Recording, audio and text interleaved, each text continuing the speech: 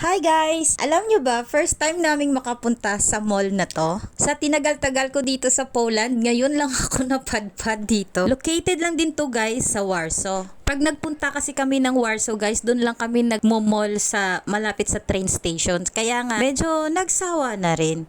Which we know, wala namang pinagbago sa mga mall, right? Pero, may bagong ambience. At dahil tanghali na kami nakarating dito, napagdesisyonan namin na dito na rin kami mag-lunch. At dahil gusto namin ng rice, Thai restaurant ang napili namin. And always remember, rice is life. And after naming mamili sa menu book, binigyan kami nila ng pagkain pang starter.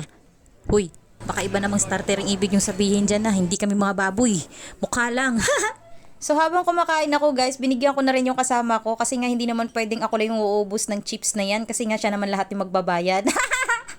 Eto na nga yung pagkain namin guys. Yung sopas na iyan ay, may pakandila pa at dito talaga ako nagulantang guys sa order naming kanin.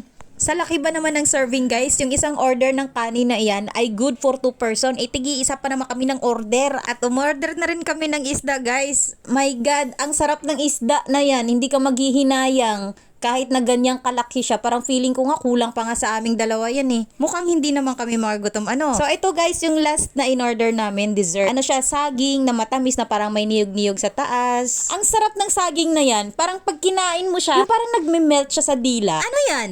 M&M's? Melts in your mouth, not in your hands?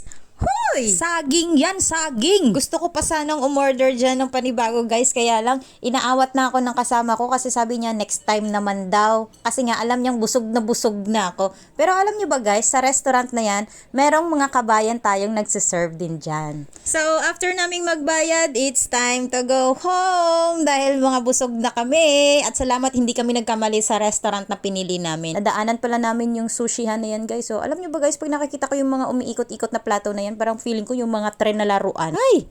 Ano ba yan?